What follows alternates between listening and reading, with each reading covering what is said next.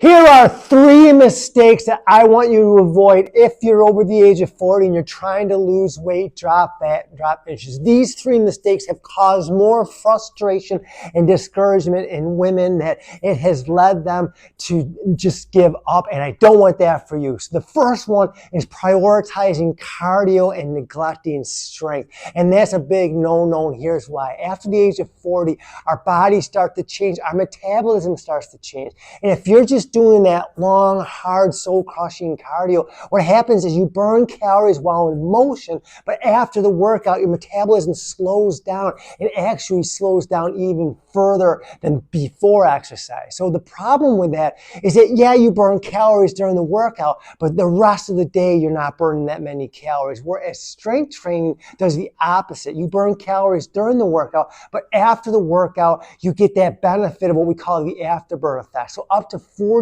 hours after a workout, you're still burning more calories because your metabolism is stimulated. You have more energy. You have more ability to do things. Cardio is not where it's at. Cardio is good, and we do recommend to do 2 to 3 days of cardio, just light walking, but never hard cardio for weight loss. It just doesn't work anymore. It did when we were in our 20s and our 30s, but it doesn't anymore. Number 2 is too restrictive diets. Some of these diet programs are like 800 calories, 1,000 calories. That's ridiculous because it's unsustainable. You're going to be hangry. You're not going to get the results that you want because that, again, is going to slow your metabolism down.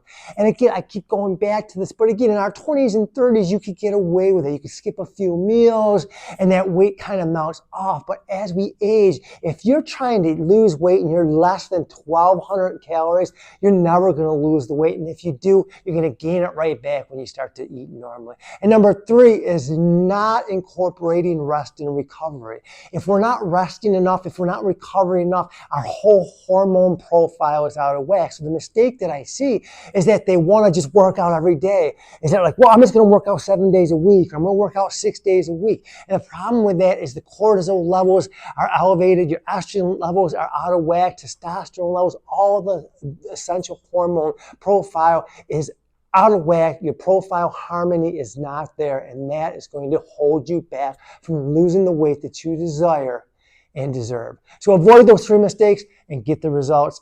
Live the life that you want and get the body that you want.